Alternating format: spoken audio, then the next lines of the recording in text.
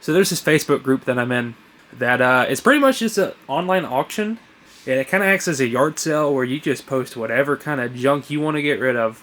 And then through the comments, people like bid, monies. And then it goes throughout the week. And on Friday at 6:01, not 6 o'clock, 6:01. That got me a couple of times where I'm like, oh, 6 o'clock I won. And then some loser came in, I guess winner actually, came in at 6:01 and got the winning bid. I saw that purple car on there and I was like, hey, I want that. So there's a couple bids. I placed a bid and I got it like without an issue. Like no one, I guess everyone else forgot about it. But yeah, I paid $30 whole for this lot right here, and I'm pretty happy with it just from the stuff on the left alone. There's 2 Radio Shack pieces right there. That Stinger, which is not new in the box, but it has the box. And then that Radio Shack Lamborghini up there, that's kind of in rough shape. I don't know what to do with it yet. So this right here is a Traxxas Nitro Sport. From what I've read, this was like Traxxas's first ready-to-run Nitro RC car. So it's actually in pretty decent shape. It's dirty, but I think 90% of it's there. There's one like really big portion that's not there, but we're gonna ignore it for now. I like the front end of this. I don't remember when this was made. I think it's like late 90s, early 2000s, maybe. I may be wrong too. But this just, like, the headlights and the grille, that just screams that era of car. Like, that looks like a 2001 Ford Explorer to me for some reason. It's just, it looks dated, but it looks, good too. 0.15, that's the engine size, I think. I don't know. And then Nitro Sport. Again, I've never had a Nitro RC car. So some of you already see what's missing, but I'm just going to go through it real quick. There's your gas tank. That's where you put your gas. The primer bulb is disintegrated. It is no longer a airtight seal. Here's your servo for that's brakes. So it's got like a little brake pad right there. That when the servo goes forward, it pushes that on the thingy. I'm going to stay away from that because Traxxas just got ousted, and a huge recall is ensuing right now, at least overseas. That contains asbestos. I don't know about this specific model, but I know that this slash right here is one of the recalled items, so that's pretty cool. And when this servo goes that way, or I guess backwards, it pulls on this linkage right here, which is your carburetor. So that's pretty cool.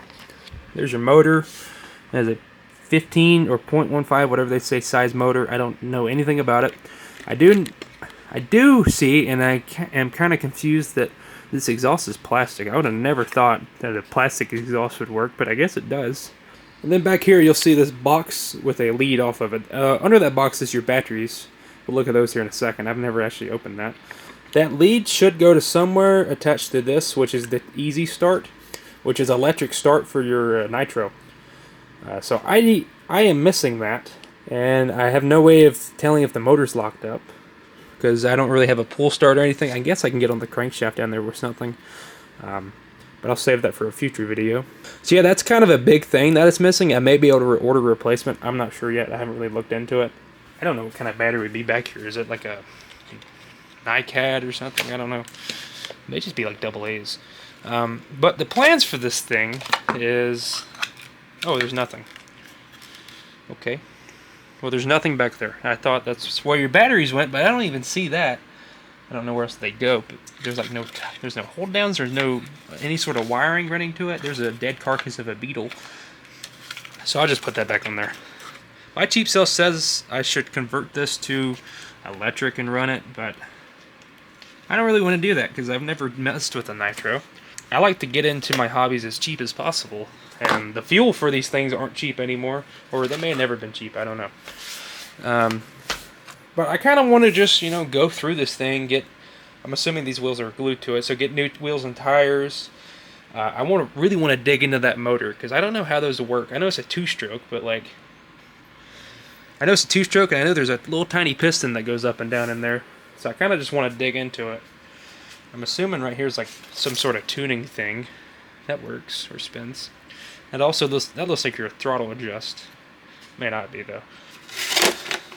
So comment if you have any information on this thing, or you used to have one, or you have one now. There is some videos on the YouTubes of these, and they look pretty cool. I posted in the Facebook group. I think this is around the same chassis like a Rustler. I may be wrong, though. So just comment if you have information, because I'll probably need it if I do what my plan is. So I don't know what year this is from, but I'm assuming it's the 80s. Simply because the Radio Shack logo is a hint. The font on there. Also, it's the Countach. That's around the 80s, right? I don't really know. It screams 80s. So yeah, Radio Shack went through a couple of iterations with their logo. That's one of the coolest looking ones. That screams 70s. Yeah, this one's kind of rough. Like, it's not kind of, it is rough, but it's still cool looking. It's gonna get cleaned up and just be a nice little shelf piece. It's just like everything else I own. The batteries are corroded, or battery terminals are corroded, and it's missing the battery door. So it fits in with the rest of my cars. This is just pretty cool because of the box. So this is for a control line plane. There's actually a park near me that people they have like paved circles. And if you look at it from Google Earth, it just looks like an alien landing or whatever, but they still do control line over there. So this is, I guess, not a dead hobby.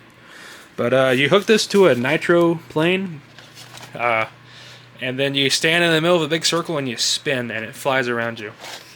There's the top of it. It says 95 cents right there. That's probably from like an old store, like an old hobby shop it came from. Easy Just, the world's finest control handle. Fingertip controls, no screws, bolts, or nuts or tools needed. Okay. For top performance. Next up is, fun fact, I've actually seen this thing on Marketplace at least 3 months before I bought this auction lot. And I know it's it because this thing has $10 stamped on it about 4 times. 3 to be specific. But yeah, this is a Radio Shack radio-controlled Stinger boat. This one looks pretty cool. It's not boating season right now because, well, this weekend we're about to get like an inch and a half of snow, but me and my dad are into the boats pretty good, so this is kind of cool. There's the Stinger, and it's huge. Like it's a lot bigger than I thought it was going to be. Yeah, it's a pretty sick looking boat. It's pretty detailed. I mean, you got little dudes in there ready to go racing. And again, here's an example of the later Radio Shack logo. That's, to my knowledge, that's what they had until they went out of business, pretty much. Radio Shack Racing Team. The decals on this thing is actually pretty impressive how good they are. It looks so sporty, and you get to the back, and it's got a single propeller, and you know for a fact this ran on a battery that weighed almost half of what this boat weighs, if not more. Oh, open. Speaking of battery, this is probably where this went, which, how do you open this?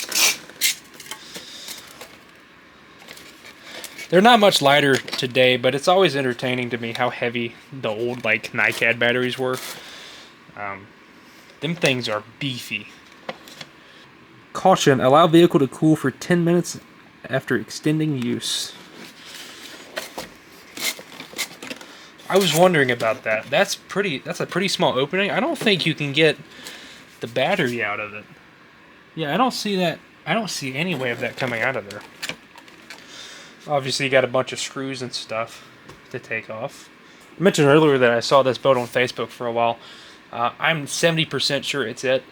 I can't imagine there was another Radio Shack Stinger with the box missing everything else on Marketplace for a while. I want to say that dude had it for like $40 too, so if you look at it that way, I got this thing for a steal. That's pretty clean in there. I'm super confused on this situation. Okay, so that battery comes out, but there's no way to get it through this hole. So how do you charge it? I'm not going to force it, but I'm guessing you just unplug that and then plug it into your thing. Yeah, it's very clean in there, to be honest. It doesn't look like it was ran very much. Sides are full of styrofoam. That's pretty entertaining. There's your servo. Why specify to allow your motor to cool for 10 minutes before reuse if you can't put another battery in there? Because you guys remember, because you're older than me. Actually, I remember too, because I had some cheap RC cars. These things took hours to charge for like 8 minutes of runtime.